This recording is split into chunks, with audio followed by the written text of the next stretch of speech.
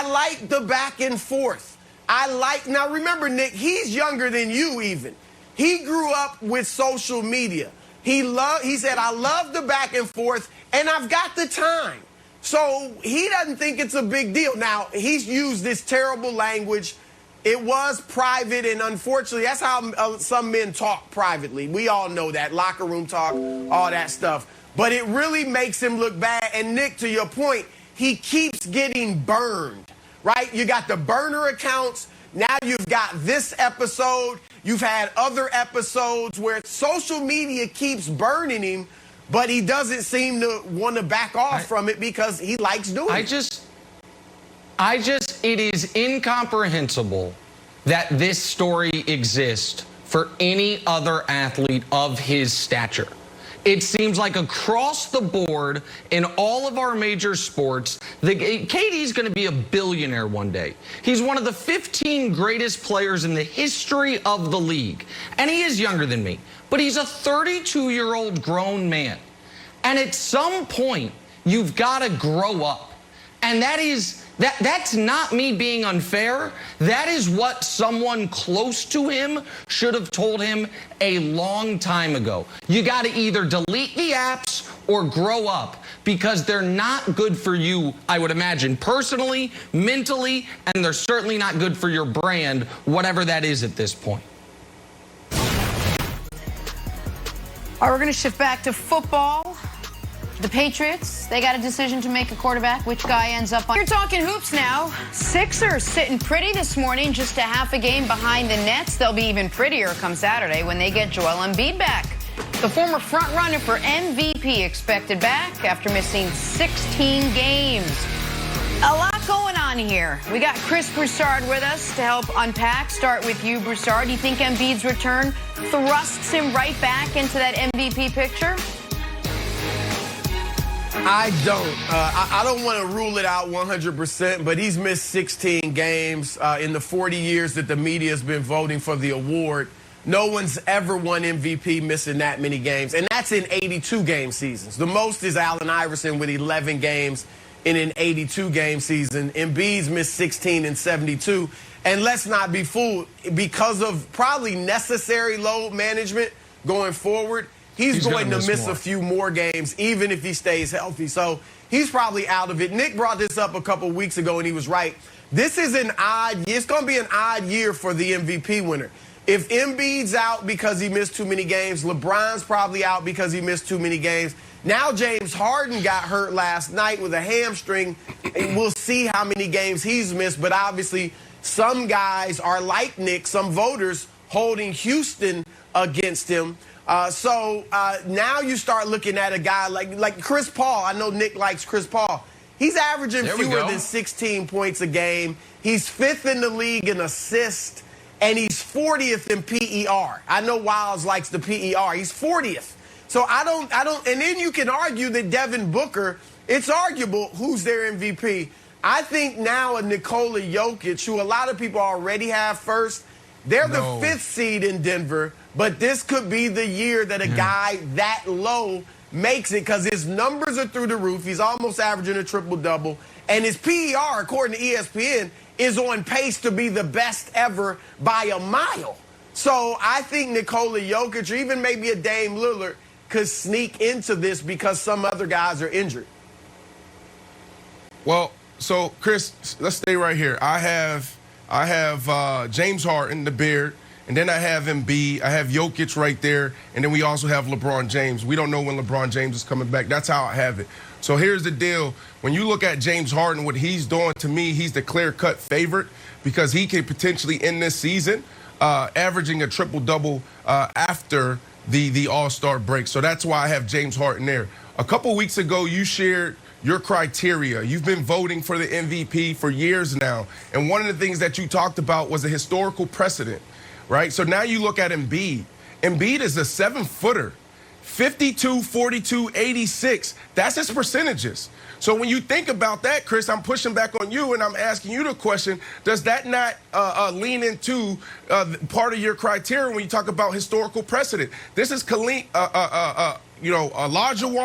This is damn KD. This is damn Kyrie Irving wrapped in one the way he was doing it before he got hurt. So does this not how lean many into games your is he allowed to precedent miss? Criteria? I mean, Well, you just said it. You just said it's going to be an odd year. You just said it's an odd year. That's why I said I wouldn't write him off 100%, but he's going to miss at least 20 games.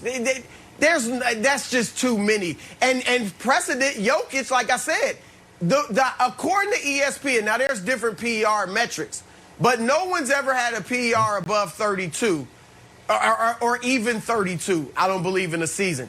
Jokic's PER right now is above 34. So that's a precedent right there.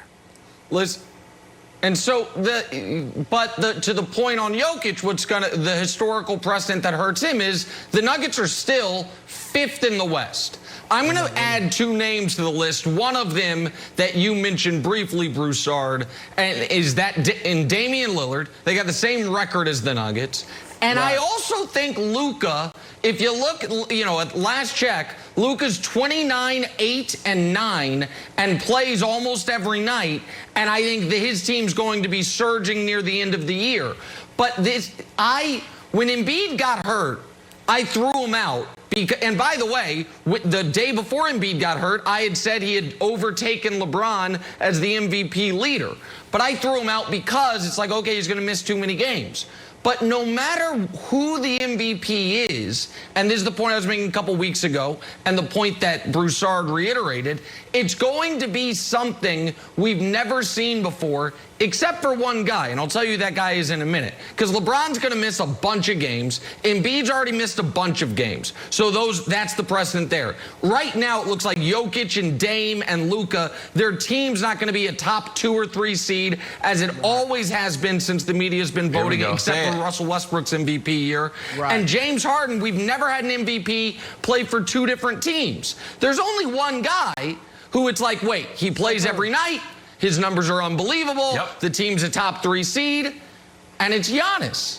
Giannis is the only guy that in a typical season would check every single box. But with Giannis, what is happening is we are holding against him the playoff flameouts and the fact that it's not new.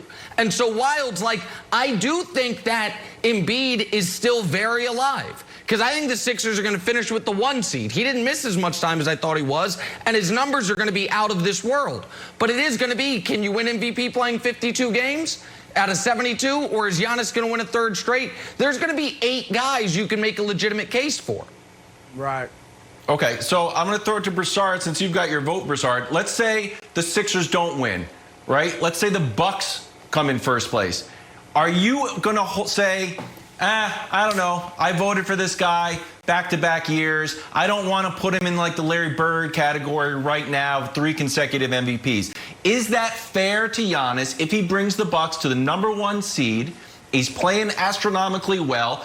Everybody else has a shot against him. And his shot is that he played too well the last 2 years. So would you give Giannis your vote if Bucks were #1? It won't be just based on the #1 seed, but he's in the running. I'm not ruling him out. And the thing is, too, Wiles, if you watch him over the last couple weeks, he's had some subpar games, a nice string of subpar games, in fact. Even last night, he was good, but he wasn't fantastic. So, that's working against Giannis, too. But if he gets back to doing what he was doing before, and they win the #1 seed, Nick was right, because of all these strange happenings, he's in the running. There's no doubt. But I think Jokic is ahead of him. I think Jokic right now is the favorite, even though they're the 5 seed. I just want to say one thing to Brandon about Harden. I have never said that Harden is ineligible to win it. My stance on Harden is, because of that, the Houston thing happened this year, and we're talking about value. Right. If it's a 400-meter race, at the 50-meter mark, not only was he behind the leaders, he was actually behind the starting line. He had started from from a deficit. He has played so well during KD's absence, and they've won so much.